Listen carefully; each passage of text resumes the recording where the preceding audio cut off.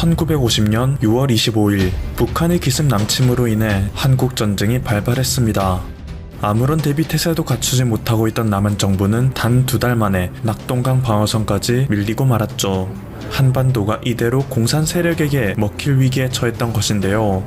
이때의 전세를 한순간에 바꾸어 버린 것이 바로 9월 15일 실시되었던 인천 상륙 작전입니다. 이 작전에 투입된 유엔연합군은 2주라는 짧은 기간 동안 인천과 서울 일대를 종횡무진하며 북한군을 격퇴하였고 9월 28일 결국 수도 서울을 수복해낼 수 있었죠. 그런데 한반도의 자유를 지켜내는 도화선이 되었던 이때 중국과 일본 등에서는 남한 정부를 상당히 깔보고 있었습니다. 심지어 한국은 새로운 미국령이 될 것이다 라고 예측하기까지 했는데요. 실제로 인천 상륙 작전을 성공적으로 진행하고 북한군을 소탕하는 데에는 대한민국 군의 피나는 노력이 뒷받침되기도 했지만 사실상 모든 작전은 미군의 주도하에 이루어지고 있었기 때문입니다. 그래서 모든 전투의 승리에 대한 공은 대한민국이 아닌 미국에게 돌아가고 있었죠. 9월 15일의 인천 상륙 작전으로 인해 인천에 진입한 대한민국군과 유엔군은 곧바로 그곳에 주둔 중이던 북한군을 소탕해 나갔고 단 하루 만에 인천을 완전히 해방시켰습니다. 그리고 이후 시행된 서울 진격 작전에서는 미 해병 1사단이 주축이 되어 진군을 시작했는데요. 뒤늦게 상륙 작전을 알아챈 북한 측에서는 이것을 저지하기 위해 2달 만에 남한을 깔아뭉개는데 혁혁한 공을 세웠던 T-34 전차와 병력들을 파견하였지만 이들은 오히려 이곳에 매복하고 있던 미 해병대 1사단에게 괴멸당하고 맙니다. 그리고 이제 서울로 진격하기 위해 남은 지역은 오직 영등포뿐이었죠. 북한군에서는 영등포가 뚫리면 서울도 곧장 빼앗긴다는 사실을 알고 있기에 낙동강 전선으로 향하던 병력과 전차를 모두 돌려 영등포로 보냈지만 미 해병대에서는 포병대와 항공기의 폭격을 아낌없이 지원하였고 북한군이 차마 신경 쓰지 못하던 지역으로 우회 전진함으로써 북한군의 탄약고 T-34 전차 등을 모두 격퇴해냈습니다. 그렇게 영등포 지역은 미 해병대가 성공적으로 탈환해냈고 현재의 서울 관악구 구로구 일대 역시 미 육군 7사단 32연대의 주도로 수복해낼 수 있었기에 이때 벌어진 모든 전투의 공 역시 미군에게 돌아가고 말았죠. 그리고 9월 26일 아침 미 육군 32연대와 미 해병 1사단, 대한민국 육군 17연대는 강북 지역의 서울을 본격적으로 탈환해 나가기 시작했는데요. 이때 역시 모든 작전은 미군이 주도했기 때문에 서울 시내는 탈환해내는 족족 한국의 태극기가 아닌 미국의 성조기가 걸렸습니다. 만약 이런 상황이 지속된다면 연합군이 서울 전체를 탈환한다고 하더라도 서울은 마치 미국이 정복한 것 마냥 온 지역에 미국의 성조기가 휘날릴 판이었죠. 서울 수복의 상징이 된 중앙청 역시 마찬가지였습니다. 원래대로의 작전 계획을 따른다면 지금까지 하던 대로 미군이 주도하는 유엔군이 중앙청을 점령하여 서울을 상징하는 중앙청에도 역시 미국의 성조기가 걸릴 예정이었습니다. 그런데 이때 이변이 벌어졌습니다. 당시 대한민국 해병대 제2대대 6중대 1소대장이었던 박정모 소위가 유엔 사령부의 지침을 어기고 중앙청 탈환에 나선 것이었는데요. 그는 자신의 휘하에 있던 이등병 1명, 견습 해병 2명, 총 3명만을 이끌고 새벽 3시 중앙청에 기습 진입하였습니다. 겨우 4명밖에 안 되는 전력으로는 매복해 있던 북한군과 교전하는 것이 상당히 어려운 일이었음에도 그들은 치열한 전투 끝에 중앙청의 북한군을 모두 제압하고 마침내 옥상에 걸려있던 인공기를 끌어내릴 수 있었죠. 대한민국의 군인이 자신의 손으로 직접 태극기를 서울의 중심부에 내거는 최초의 순간이었습니다. 그는 이후 이때 상부의 지침을 어기고 독자적으로 중앙청에 진입한 이유를 다음과 같이 설명하였습니다. 당시 모든 전투는 미군의 지휘하에 이루어지고 있었고 서울의 곳곳에는 태극기가 아닌 성조기가 꽂히고 있었다. 한반도가 일제의 지배로부터 벗어난 지 얼마 되지도 않았는데 다른 나라의 국기가 우리의 심장부에 꽂히는 것은 차마 받아들일 수 없었다. 군인으로서 상부의 지침을 어기는 것은 꽤나 심각한 문제였음에도 불구하고 단 4명의 병력만으로 수도를 탈환해내는 것은 엄청난 용기와 전투력이 필요한 일이었습니다. 그래서 이 소식을 전해들은 미국의 트루먼 대통령조차 그를 향해 세인에게 알려지지 않은 숨은 공훈이라 극찬하며 한국 해병대를 통해 표창장을 수여하기도 했습니다. 그리고 이때를 계기로 유엔군이 점령하는 한반도의 영토에는 미국의 성조기가 아닌 대한민국의 태극기가 휘날리기 시작했죠. 이후에도 그는 1951년 가리산 지구전투에서 해병대의 최종 목표였던 957 고지를 최종 탈환해내는데 큰功을 세웠고, 뒤이어 벌어진 도솔산 지구전투에서 역시 북한의 최후 방어선 24기 목표 중 9번 목표를 일주일간의 치열한 전투 끝에 탈환해내는 기계를 보였습니다.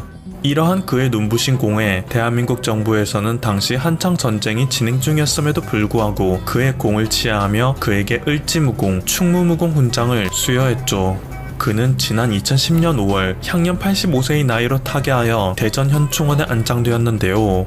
만약 그가 기지를 발휘하여 서울중앙청에 태극기를 꽂지 않았더라면 그곳에는 예정대로 미국의 성조기가 꽂혀 휘날렸을 것이며, 대한민국의 모든 주변국들은 지금보다 훨씬 높은 강도로 대한민국을 깔보았을 것입니다. 지금도 일부 사람들은 한국이 일제의 치하에서 벗어난 것도 미국 덕분이고, 한국전쟁에서 패배하지 않은 것도 미국 덕분이었으니 한국은 미국의 식민지나 다름없다고 말하는데, 한국전쟁 당시 한반도 전 지역에 태극기가 아닌 성조기가 꽂혔다면 지금보다 훨씬 더한 강도로 한국의 자주성을 깎아내렸겠죠. 지난 6월 북한에서 남북공동연락사무소를 폭파시킴으로 인해 남북 간의 긴장감이 순식간에 고조되는 일이 벌어졌습니다. 이때 한국의 최전방 지역에서는 모두 대비태세에 들어갔고, 일부 군인들은 휴가도 반납한 채 GP에 투입하는 모습을 보이는 등 대한민국의 안전을 지키기 위해 헌신하는 모습을 보였는데요.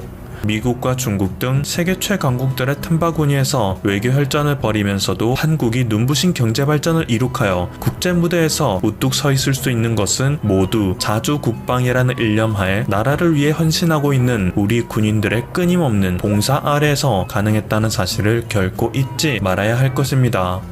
지금까지 버블튜브였습니다. 여러분의 구독과 좋아요 그리고 알림 설정은 콘텐츠 제작에 큰 힘이 됩니다. 일본 규슈 지역의 물폭탄 원인은 선상 강수대 때문이라는 이 신문 기사는 2017년도 뉴스입니다. 지금 규슈 구마모토현에 내린 엄청난 폭우가 이미 2017년과 2018년도에 있었습니다. 그때 이미 선상 강수대, 정난운, 인도양, 태평양 등이 언급되었습니다. 2017년 7월 6일 새벽에도 폭우 때문에 자위대와 경찰 등 7,500명이 투입돼 구조활동을 했습니다. 지금 규슈 지역의 구마모토현 주민들은 도대체 아베는 뭐 했느냐 소리를 지르고 있습니다. 대피소는 엉망진창이고 구조활동과 복구 작업도 여전히 지지부진합니다. 구마모토현의 이런 모습은 후진국 일본의 모습을 적나라하게 드러내고 있습니다. 4일 구마모토현에 호우특별경보가 내려진 후에 지금까지 엄청난 폭우 때문에 큰 피해를 입고 있습니다. 요양원 입소자들이 희생을 당했고, 강변을 따라서 금방 물줄기가 늘어나고 바람에 미쳐 피신도 못하고 고립되었고, 산사태도 잇따랐습니다. 절벽이 붕괴되면서 도로도 유실되었고, 집과 논들은 짧은 시간 안에 모두 침수가 되어버렸습니다. 4일부터 시작된 폭우는 오늘까지 쉬지도 않고 퍼붓고 있으며, 현재까지 규슈 7현의 가옥 피해는 1만 1,861가구에 이르고 구마모토현에서만 6천여 채를 넘기고 있습니다. 12일까지 규슈 북부 지역에는 300에서 400mm의 강우량이 예상이 되고, 12일 이후에도 호우가 계속될 것이라고 합니다. 앞으로는 토사에 의한 피해가 더 심각해질 것으로 보고 빠른 피난을 촉구하고 있습니다. 오늘까지 구마모토현의 피해자는 사망자 62명이고 실종자 9명으로 집계되었으며, 실종자를 찾기 위해 경찰, 소방, 자위대까지 나서서 토사와 나무 등의 철거 작업을 계속하고 있습니다. 지금은 자원봉사자 등 봉사의 손길마저 위험한 상황인지라 일단 철수를 한 상황입니다. 피난민들도 급히 공수된 골판지 침대에서 쉬고 있지만 두려움은 더 커지고 있습니다. 구마모토현은 대량의 재해 쓰레기 때문에 정리할 엄두를 내지 못하고 있는 실정입니다. 이미 쓰레기 수용시설의 용량을 초과했기 때문에 마을에서 쏟아지는 가구나 가전제품 등의 쓰레기는 골목이나 도로변에서 방치하고 있을 뿐입니다. 노인네들뿐 아니라 진흙 덩어리는 무거워서 삽질을 하기도 힘겹고, 흙탕물인 논바닥은 손도 씻지 못하고 있는 실정입니다. 그리고 앞으로도 일주일 이상 폭우가 예상되고 있기 때문에 정리할 의욕조차 없기도 하고요. 이렇게 도로가 무너지고 산사태가 나면서 많은 마을들이 고립되고 있습니다. 헬기가 뜨고 내릴 공간도 없기 때문에 음료수 등의 물품을 공급하기도 어렵고, 전기와 수도도 끊어진 상태입니다. 더 답답한 것은 언제까지 고립이 되어야 하는지 막막하다는 것입니다.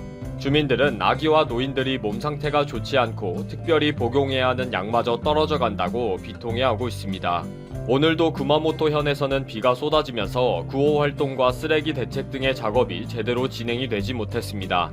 주민들은 복구에 대한 목표도 없고 불편한 피난처에 익숙해져 버렸다면서 버려진 것처럼 무섭다 라고 말을 하고 있습니다. 피난처에는 새로운 이재민들이 계속 들어오면서 분위기는 더 우울하고 희망이 보이지 않는 우울한 상황이라고 합니다.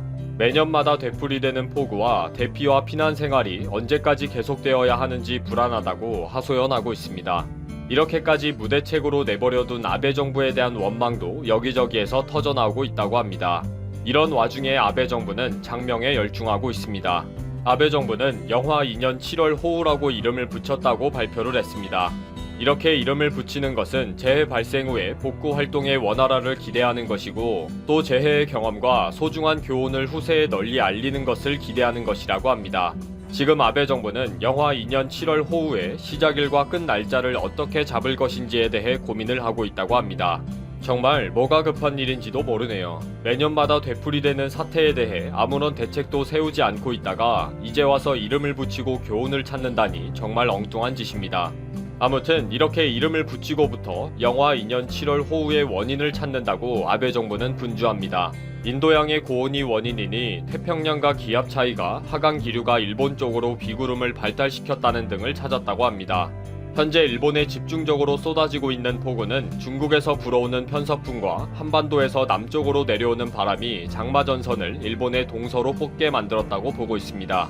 또 태평양 고기압도 역할을 해서 일본 열도에만 폭우가 쏟아지도록 했다는 것입니다.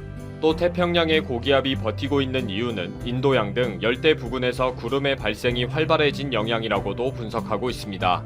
쉽게 이야기하면 중국과 한반도와 태평양의 영향으로 바람과 고기압으로 일본에만 집중하도록 만들고 있다는 것입니다.